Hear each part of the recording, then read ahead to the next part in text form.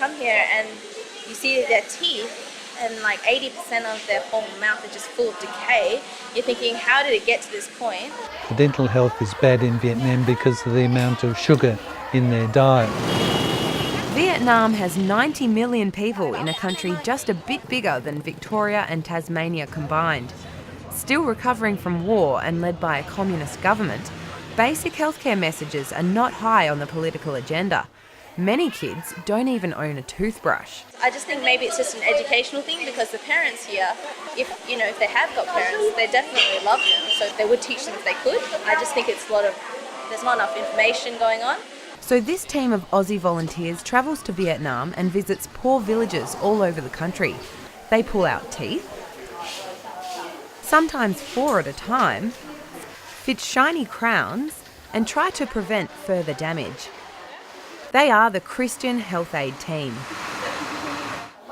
Dr. David Booth has been fixing teeth in Perth for the last 50 years. Approaching retirement, the specialist surgeon co-founded CHAT with colleague and Vietnamese refugee Dr. Gabby Lee. So she said, if I can find you poor patients in Vietnam, will you organise the dental side, getting dental materials and drills and all that sort of stuff? 10 years later, the charity group is going 4 times a year and volunteer spots are always booked out. The Vietnamese government does very little to educate people on toothbrushing, and parents feed their toddlers sugary drinks, not understanding the bad health effects. This child is only 5. The volunteers must come with a can-do attitude. The pop-up clinics are built with whatever they can get their hands on, and the donated dental units are prone to breakdowns. Yesterday was insane. We had blackouts, we had almost got electrocuted twice. Almost every single equipment broke at some point in time and they all needed repairs. So today has been a godsend, it's been amazing. CHAT sees around 80 kids a day, which is around $50,000 worth of work back in Australia. And these brave kids are having it all done with only a local anaesthetic. Hundreds of primary school children back in Perth decorate gift bags to give to the kids. And knitting groups across Australia knit teddy bears for the bags all year round.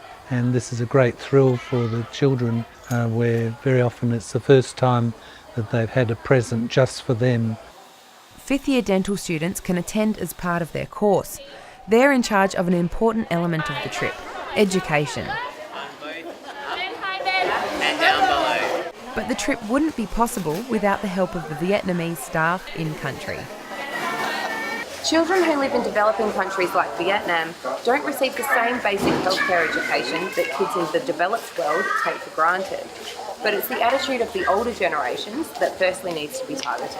Here it's like, have to do as good a job as you can, as you do in Australia, and you've got like no time.